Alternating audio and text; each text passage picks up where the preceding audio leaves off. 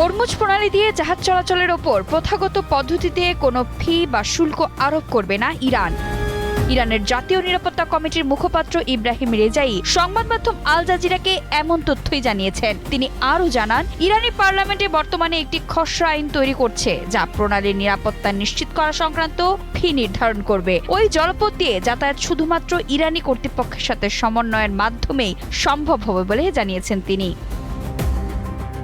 Rezaei স্পষ্টভাবে বলেন, কোনো অবস্থাতেই শত্রুভাবাপন্ন সামরিক জাহাজ, বিশেষ করে যুক্তরাষ্ট্র এবং ইসরায়েলের জাহাজকে হরমুজ প্রণালী পার হতে দেয়া হবে না। তবে বন্ধুপ্রতিম দেশগুলোর জাহাজ ইরানি বাহিনীর সঙ্গে আগে থেকে সমন্বয় করার সাপেক্ষে যাতায়াত করতে পারবে। প্রণালীটির ব্যবস্থাপনা বা সুরক্ষায় মার্কিন যুক্তরাষ্ট্রের যে কোনো ধরনের ভূমিকা ইরান প্রত্যাখ্যান করে বলে জানান ইরানের জাতীয় নিরাপত্তা কমিটির এই মুখপাত্র।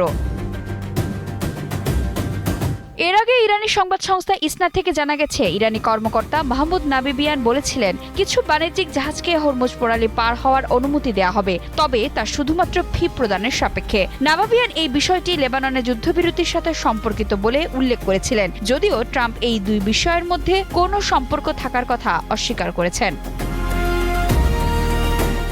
গত 28 ফেব্রুয়ারি থেকে রমজান যুদ্ধ শুরু হওয়ার পর এপ্রিলের 12 তারিখ পর্যন্ত মাত্র 279টি জাহাজ হরমুজ প্রণালী পার হতে পেরেছে। মার্চ মাসের প্রথম দিনেই 4টি তেলবাহী ট্যাঙ্কার আক্রান্ত হয়। তার পরের দিনই ইরানি বিপ্লবী রক্ষী বাহিনী প্রণালীটি বন্ধ করে দেয়। গত 8 এপ্রিল যুদ্ধবিরতি ঘোষণার পর 45টি জাহাজ ওই প্রণালী পার হয়েছে।